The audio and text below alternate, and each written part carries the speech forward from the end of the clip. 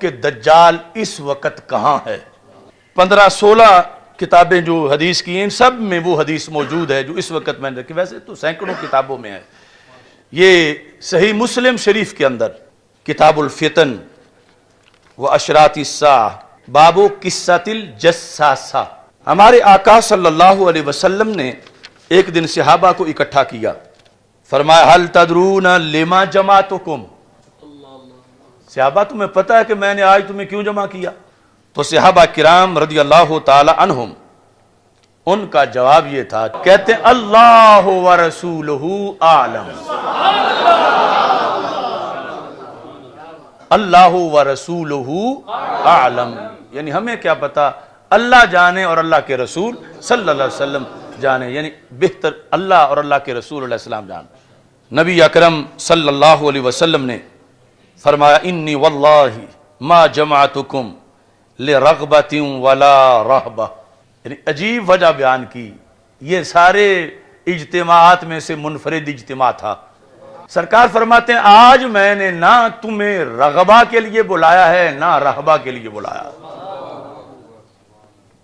ثم قال، پھر رسول پاک صلی اللہ علیہ وسلم نے فرمایا لیکن جمعتکم، لیکن میں نے آج تمہیں جمع کیا ہے دجال کے موضوع پہ بات کرنے کے لیے۔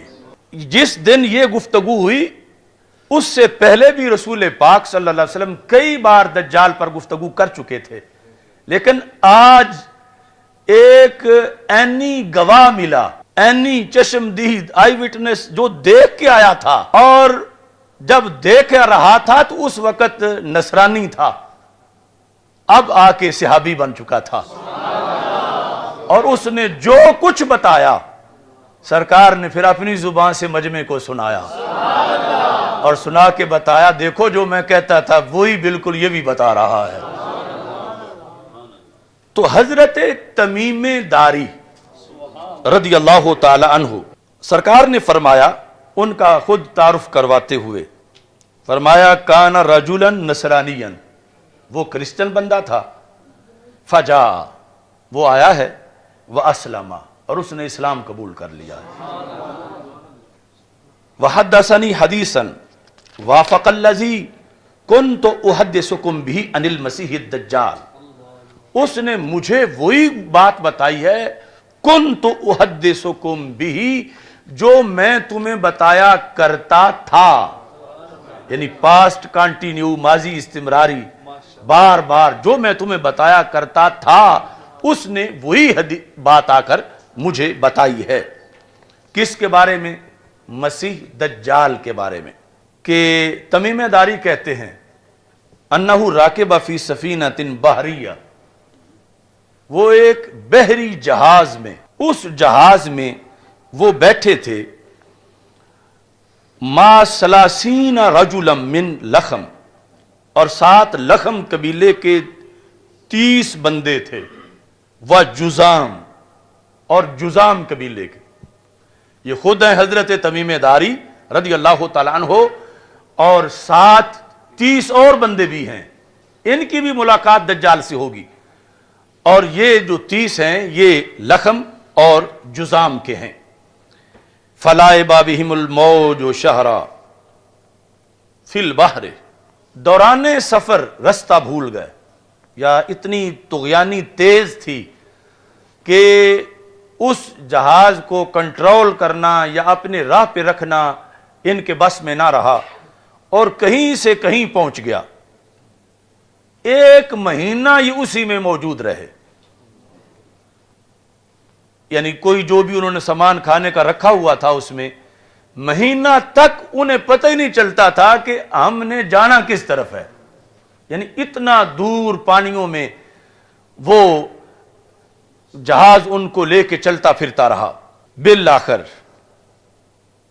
مہینے کے بعد ایک جزیرے کے پاس ان کا جہاز پہنچا،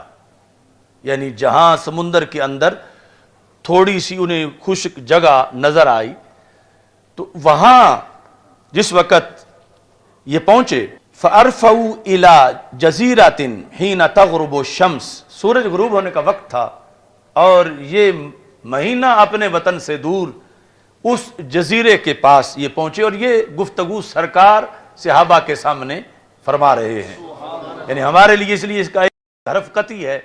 کہ رسول پاک صلی اللہ علیہ وسلم نے اس کو خود بیان کیا، ہم نے تو سرکار کے لفظوں کو دیکھنا ہے۔ فَجَلَسُوا فِي أَقْرُبِ السَّفِينَةِ، یہ اقرب اور اقرب دو طرح پڑھا جا سکتا ہے، تو اس طرح آج بھی ہے کہ بڑے جہازوں میں پھر چھوٹی چھوٹی کشتیاں بھی رکھی جاتی ہیں کہ کہیں حادثہ ہو تو ان کو استعمال کر لیا جائے، تو جزیرے کے قریب جا کر، یعنی آگے جب جہاز کا مزید قریب ہونا، پانی گہرا نہ ہونے کی وجہ سے مشکل ہوا، تو چھوٹی کشتیوں میں بیٹھ کر یہ جزیرے میں داخل ہوئے۔ فَلَقِيَتْهُمْ دَابَّةٌ، جب یہ جزیرے میں داخل ہوئے تو سامنے ایک جانور کھڑا تھا، احلب، جس کے بال بڑے موٹے موٹے تھے، وہ کثیر الشعر تھا، لا یدرون ما قبلہ من دبرہ، یعنی اتنے زیادہ بال تھے کہ یہ پہچاننا مشکل تھا کہ اس کا اگلا پاسا کون سا ہے اور پچھلا کون سا ہے، منہ کدھر ہے، اس کی پشت کدھر ہے، یعنی اتنے اس جانور پر بال تھے، لیکن بولی انسانی بولتا تھا۔ اور اس کا باقاعدہ قرآن میں ہے، اس کو دابۃ الارض کہتے ہیں، اس کا قرآن میں ذکر ہے، تو یہ دابۃ الارض وہاں موجود تھا۔ صحابہ کرام رضی اللہ تعالی عنہم نے جب اس کو دیکھا کہ یہ عجیب چیز ہے، اس جیسا آگے کبھی جانور دیکھا نہیں، قالوا ویلک ما انت، انہوں نے کہا تو تباہ ہو جائے، تو ہے کیا؟ ما انت قالت انا الجساسہ،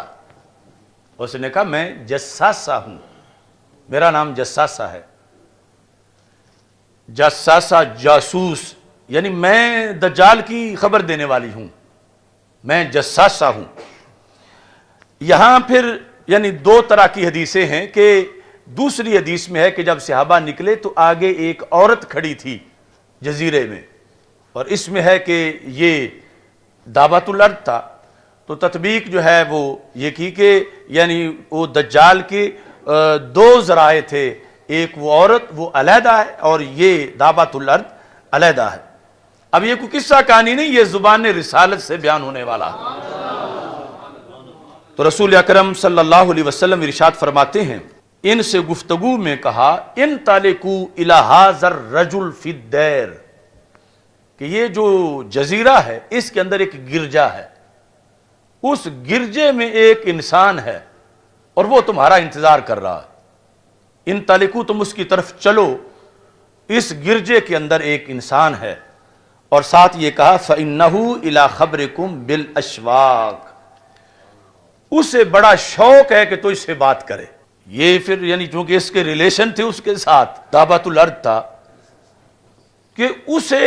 یعنی یہاں بڑی دیر ہو گئی ہے اور اسے کچھ خبریں چاہیے ایک علاقے کی، اور وہ مجھے کہتا رہتا ہے کہ کوئی بندے آئیں کہیں سے تو مجھے ملاؤ، اسے بڑا شوق ہے کہ وہ کوئی انسانوں سے ملاقات کرے، تو تم آ گئے ہو، تم اس کے پاس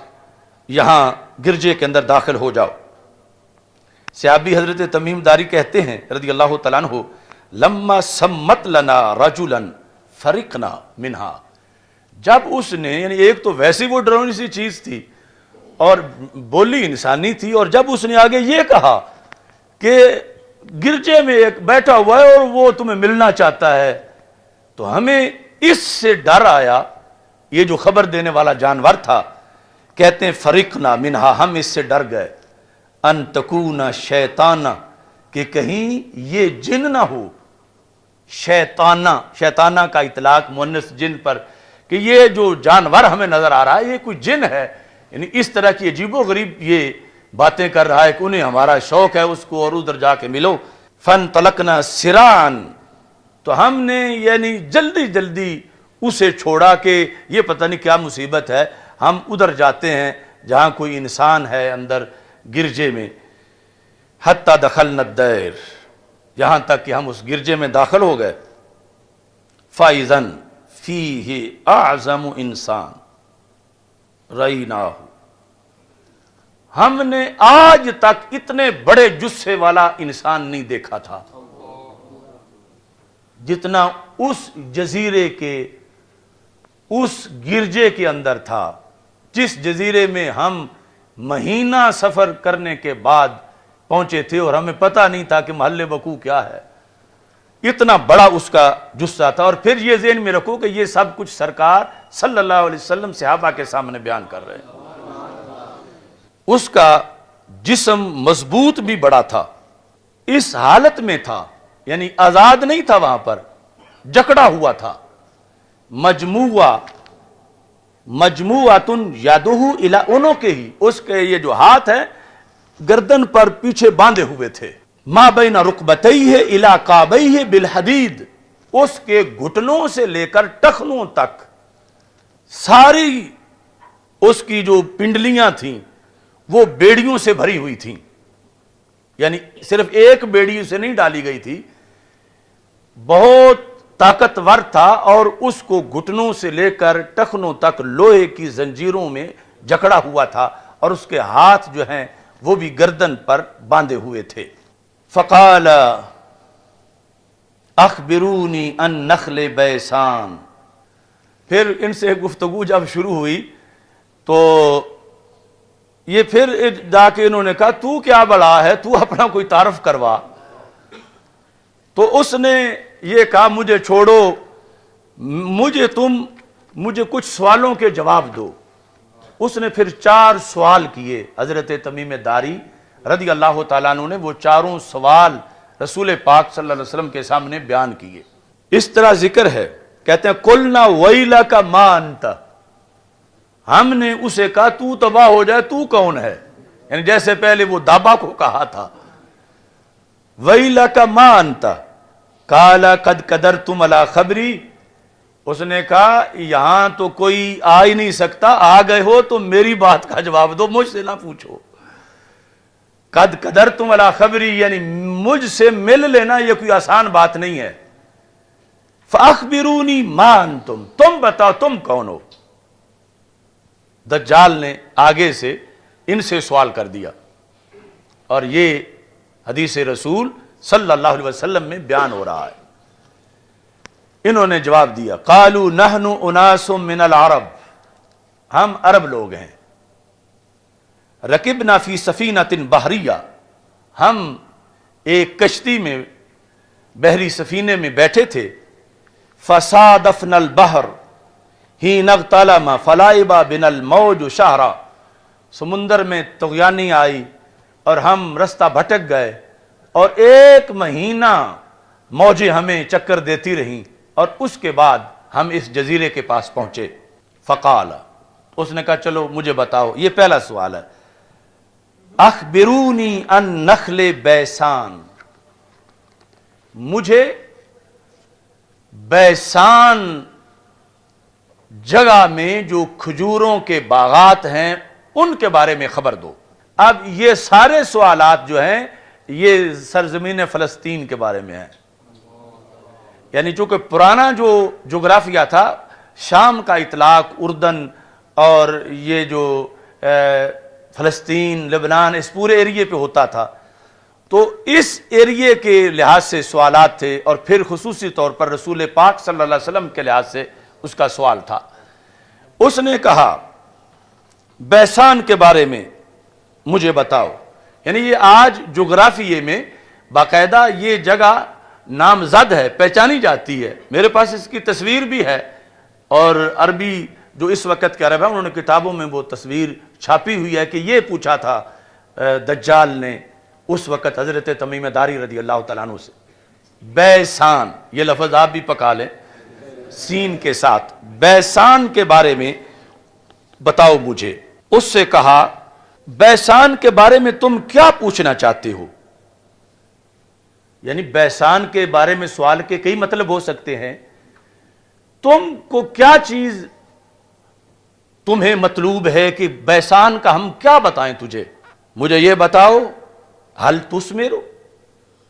کیا وہاں کھجوریں پھل دے رہی ہیں؟ بیسان کے باغ کے جو کھجوریں ہیں مجھے یہ مطلوب ہے کہ کیا وہ پھل دے رہی ہیں؟ قلنا نعم، تو ہم نے کہا ہاں ان کو پھل ہے، یعنی ہم جانتے ہیں اس علاقے کو، وہ کھجوریں پھل دے رہی ہیں۔ قال، اب اس نے اس پر تبصرہ کیا، کہتا ہے تبصرے کے اندر انہا توشکو اللہ تثمرا،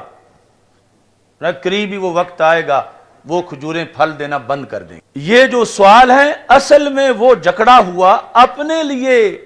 کہ میں نکلنے کا وقت جو اسے معلوم تھا، ان میں سے ایک نشانی یہ تھی کہ جب بیسان کے کھجور کے درخت بانجھ ہو جائیں گے اور کھجوریں نہیں لگیں گی تو وہ میرے نکلنے کا وقت ہوگا کہ میں جزیرے سے اس جہاں باندھا ہوا ہوں میں یہاں سے نکل سکوں۔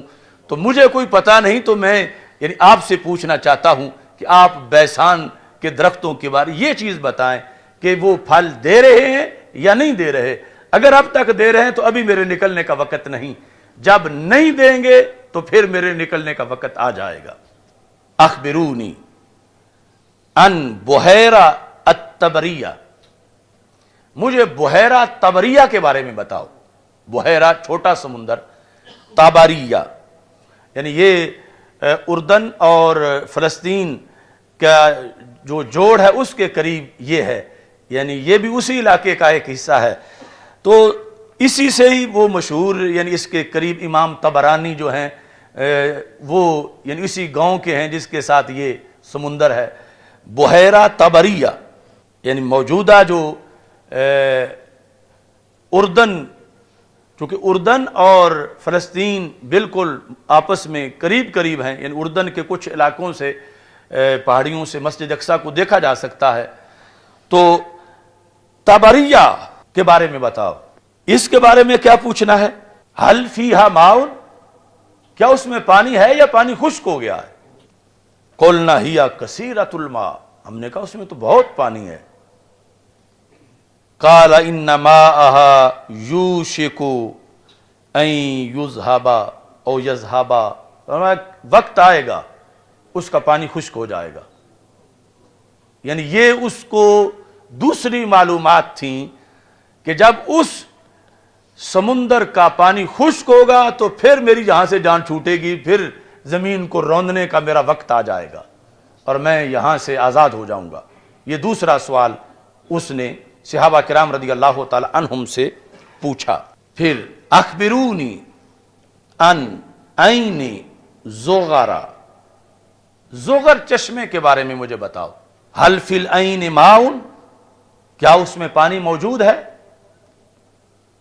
وَهَلْ يَزْرَعُ أَهْلُهَا بِمَاءِ الْعَيْنِ، اور کہاں کیا اس علاقے کے لوگ اس پانی سے، چشمے کے پانی سے کھیتی باڑی کر رہے ہیں؟ یہ تیسرا اس کا سوال تھا۔ قُلْنَا نَعَمْ هِيَ كَثِيرَةُ الْمَاءِ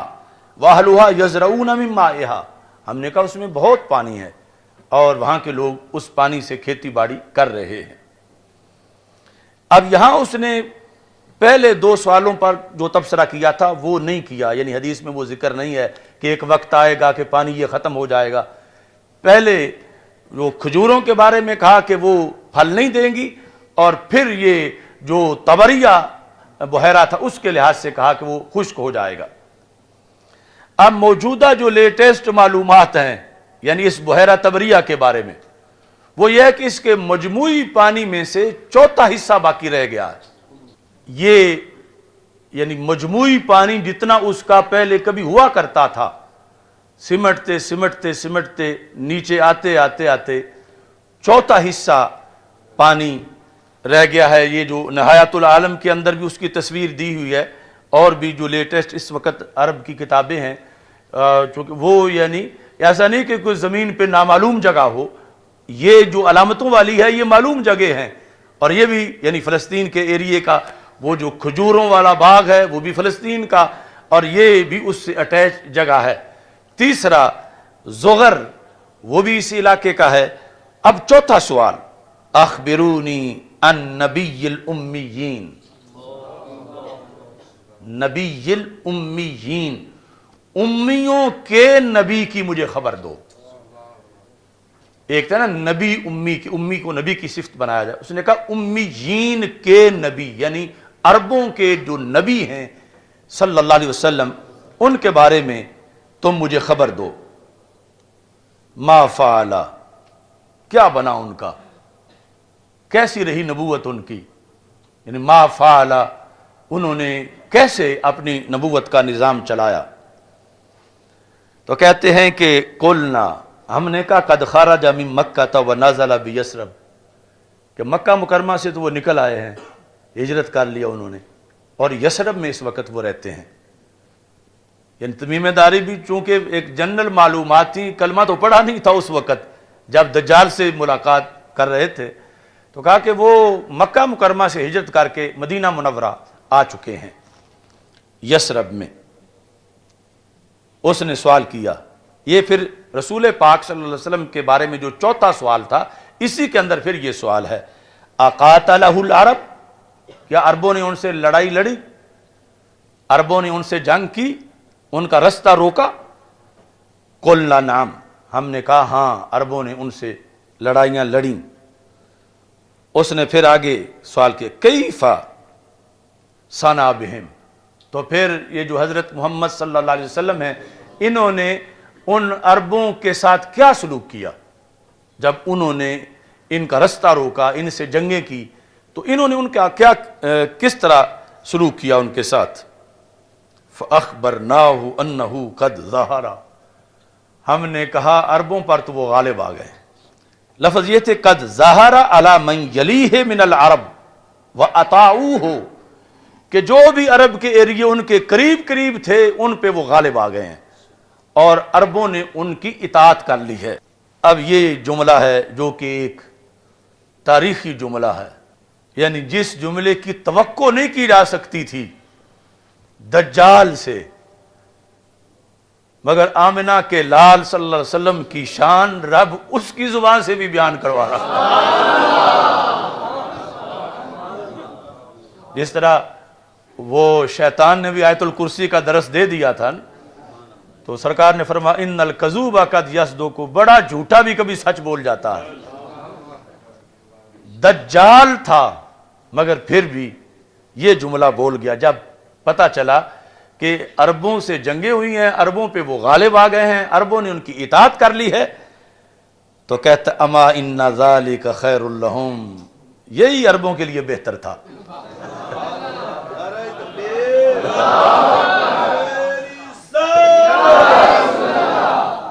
ان ذالک خیر لہم ان یطیعوہ،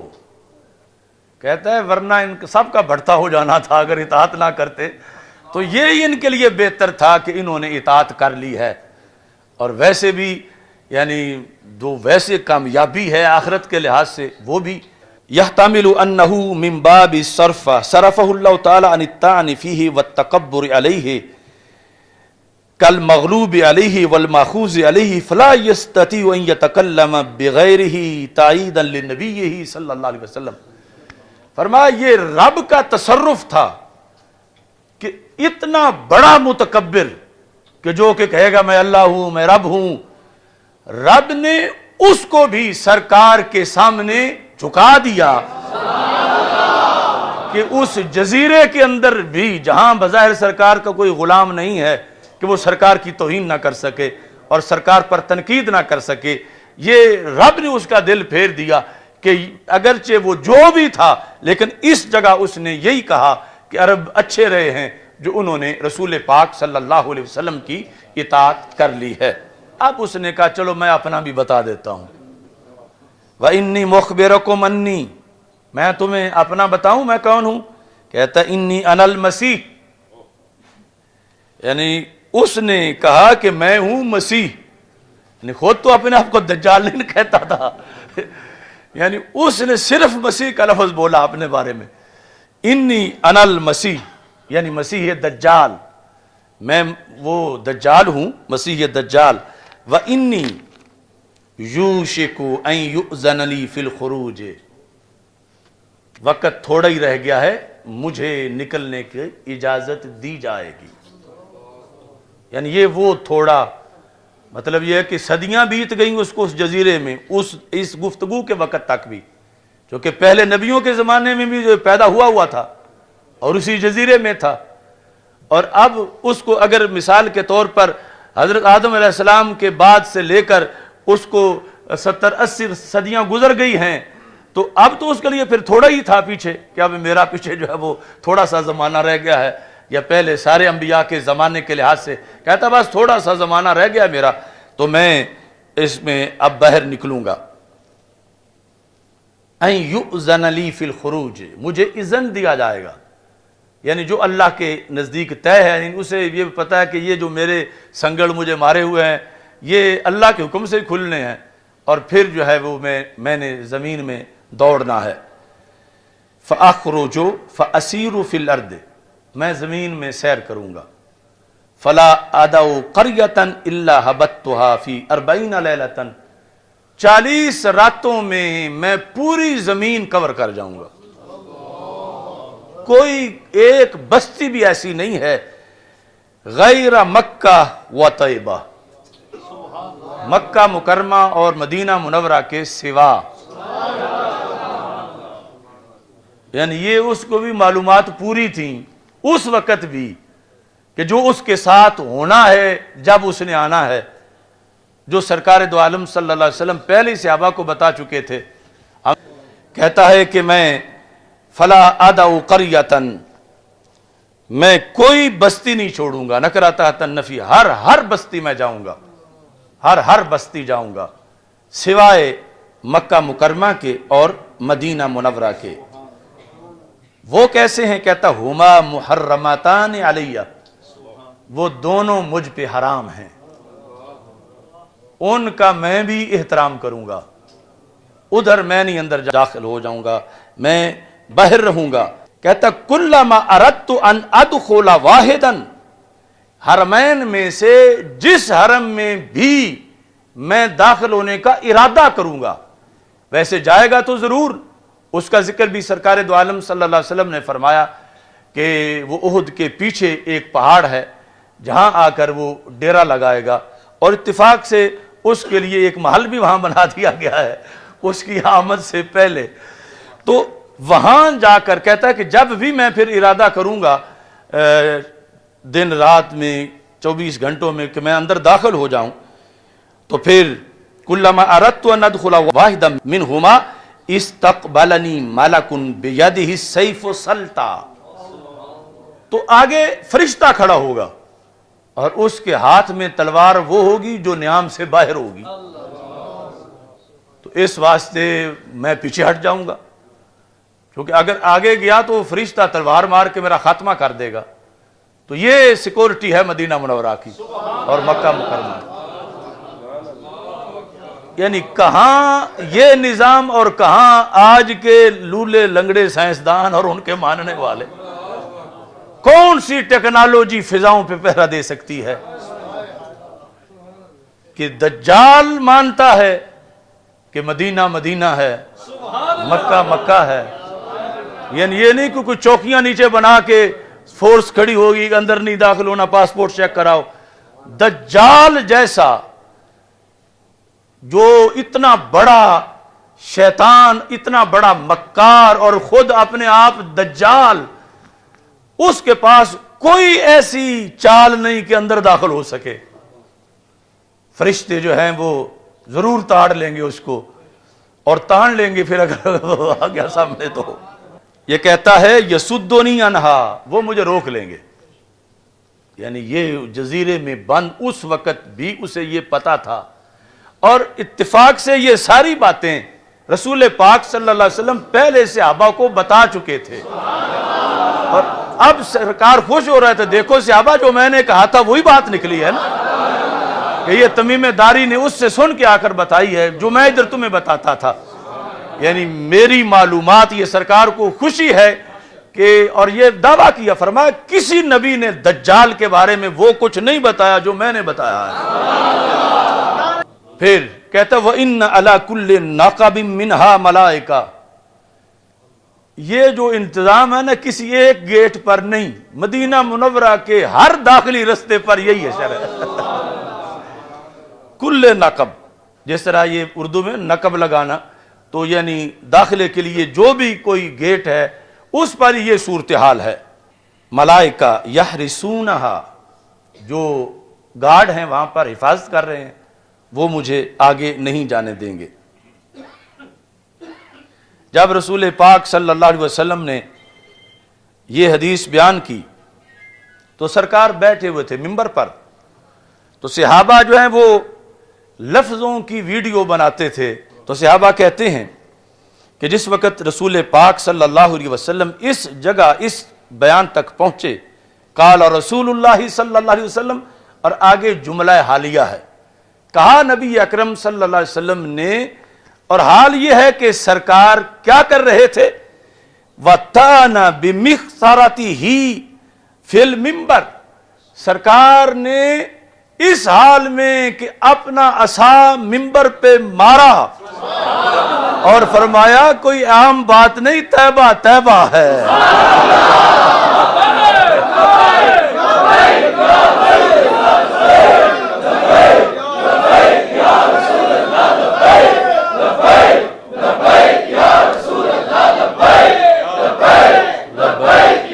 یعنی یہ ہے صحابہ کی پوری یعنی ڈیوٹی اور ان کا کمال۔ ویسے تو صرف لفظ ہی بتا دیتے کہ سرکار نے پھر فرمایا کہ طیبہ طیبہ ہے،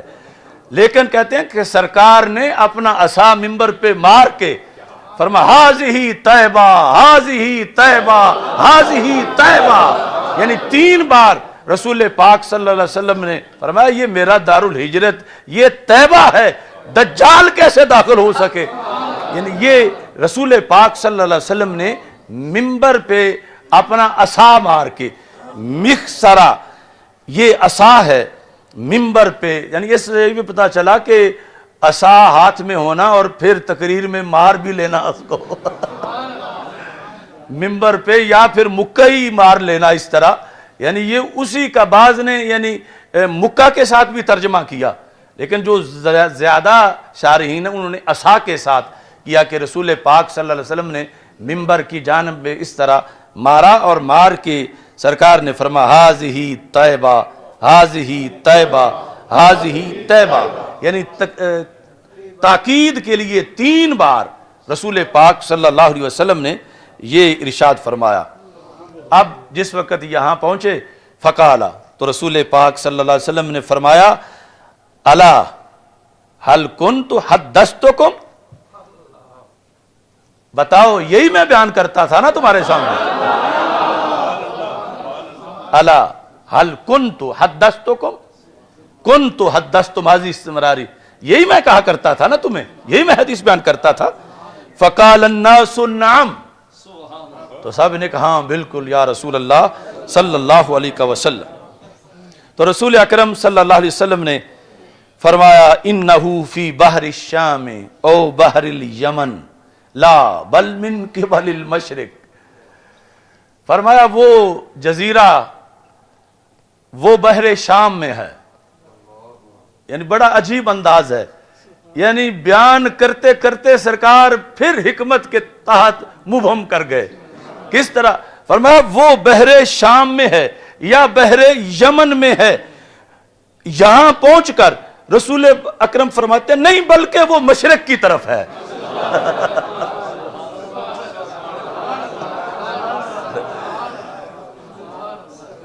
الا انہو فی بحر الشام او بحر الیمن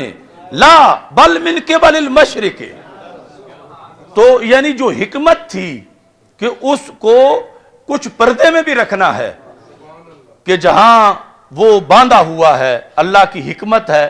کہ وہ چھپی ہوئی جگہ ہے۔ تو اس لحاظ سے یعنی اگرچہ آج دنیا بڑی ایڈوانس ہو چکی ہے تو ایسے جزیرے ابھی تک ہیں کہ یعنی جہاں انسانوں کی ان حالات میں بھی رسائی نہیں ہے، اگرچہ بحری جہاز اور کیا کچھ بن چکا ہے، اور اسی لیے یعنی کچھ ایسی چیزیں ہیں ریکارڈ پر کہ کچھ جہاز اڑے اور پھر ملے نہیں واپس، گرے کہاں تھے کہاں پہنچے کہاں، یعنی کچھ بحری جہاز اور کچھ ہوائی جہاز، یعنی اس لیٹسٹ دنیا کے اندر بھی آج بھی یعنی ایسا کوئی ماحول معاملہ ہے کہ جہاں وہ گم ہیں، اور وہ بحر ہے کہ جس کے اندر وہ جزیرہ ہے جس کے اندر دجال جو ہے وہ باندھا ہوا ہے اور اس نے نکلنا ہے. یہ سب کچھ رسول پاک صلی اللہ علیہ وسلم کی ایک حدیث کے اندر موجود ہے.